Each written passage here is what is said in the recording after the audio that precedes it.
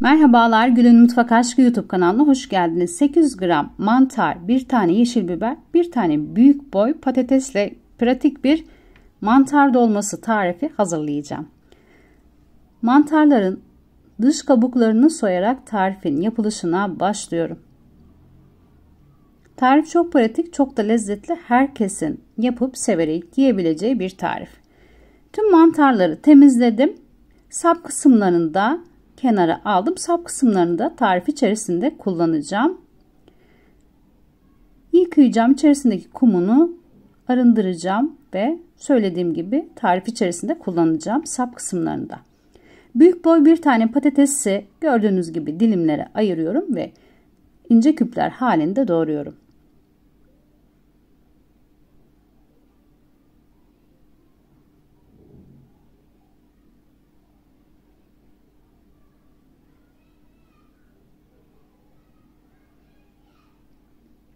Doğradığım patatesleri bir kabın içerisine alıyorum.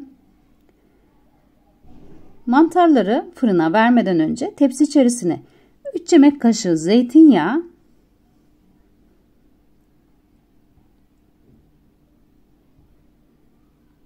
bir çay kaşığı tuz ilavesi yapıp hem tepsiyi yağlayacağım hem de fazla yağını mantarlara bulayacağım elimle. Gördüğünüz gibi her tarafına gelecek şekilde elimle yağı, tuzlu yağı sürüyorum.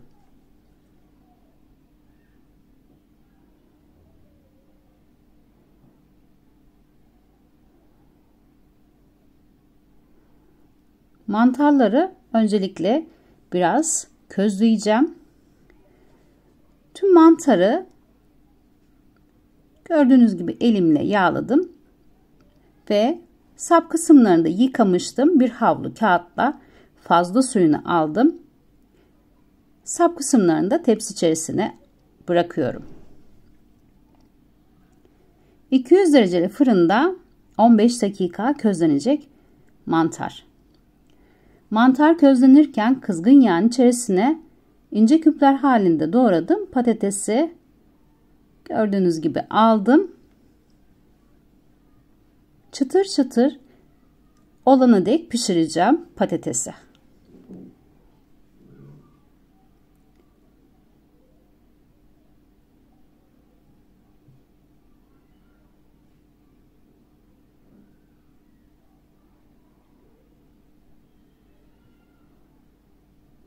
Pişen patatesi sıra geldi yağ içerisinden almaya.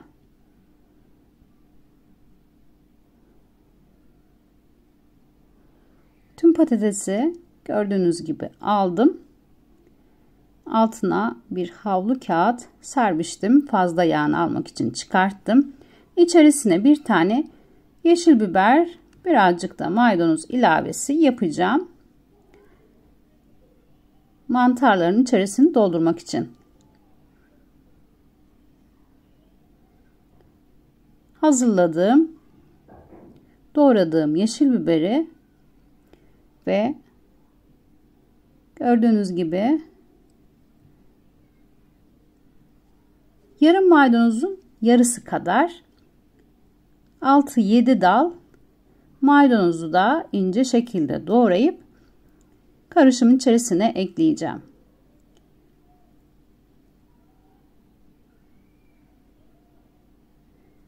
İçerisine bir çay kaşığı lezzetlendirmek için pul biber, yarım çay kaşığı da taze karabiber, çekilmiş karabiber ekliyorum.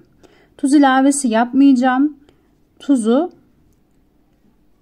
öncesinde mantarların üzerine zaten sürmüştüm.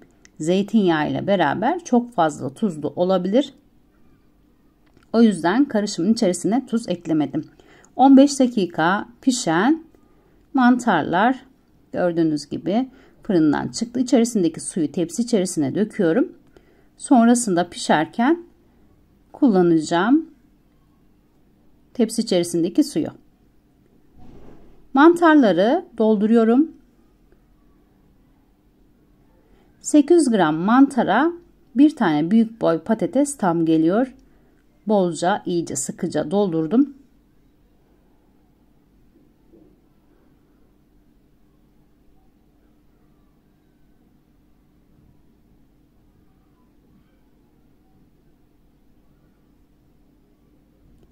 Tüm mantarı doldurdum. Biraz içerisindeki maydanozlardan dolayı karışık geldi gözüme. Sizlere de kötü gözükmesin diye tepsiyi değiştirdim. Ve içerisine sapları da tekrardan alıyorum. İçerisindeki suyu da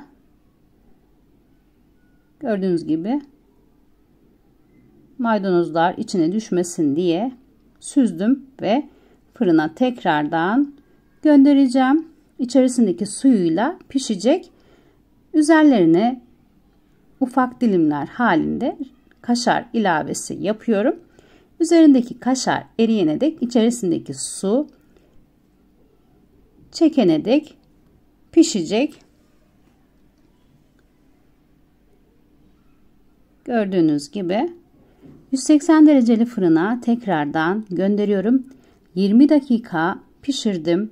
Üzerindeki kaşar eriyene dek içerisindeki su iyice gidene dek pişirdim.